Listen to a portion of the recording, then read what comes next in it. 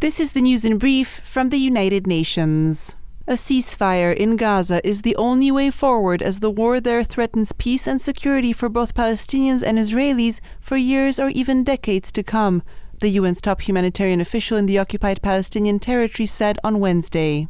Lynn Hastings stressed that the intensifying hostilities have pushed almost half of the population of the Strip, or about 1 million people, into Rafah in the south, compounding the dire health and hunger crisis. The reason why Gaza is not safe is not just because of the airstrikes, but it's also because these conditions that are being created by the massive displacement of the population into smaller and smaller areas of Gaza. Ms. Hastings also insisted that a ceasefire could be conducive to the release of hostages taken by Hamas during its deadly terror attacks in southern Israel on the 7th of October, and reiterated calls for access to the hostages. Access for humanitarian partners, the International Committee of the Red Cross, ICRC, should also be granted to medical staff who have been detained by Israeli forces, such as the director of the Al-Shifa hospital, which was the object of a full-scale military raid last month, she said.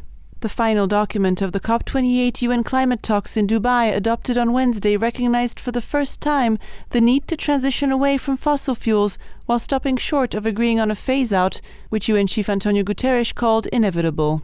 The era of fossil fuels must end, and it must end with justice and equity, said Mr. Guterres in a statement at the closing of the world's largest climate gathering. He underscored that the text which was approved, a review of the progress towards goals set out in the Paris Agreement 8 years ago and a roadmap for the way forward, clearly reaffirmed the need to limit global temperature rise to 1.5 degrees Celsius.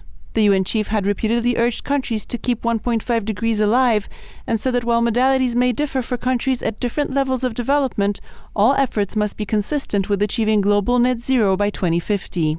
The next round of 2025 national climate action plans must include credible climate policies and regulations, he insisted, including a price on carbon and ending finance for fossil fuel. The Secretary-General also welcomed COP28 commitments to triple renewables capacity and double energy efficiency by 2030, as well as progress on adaptation and support to climate-vulnerable developing countries, although pledges to the newly operationalized Loss and Damage Fund remain very limited.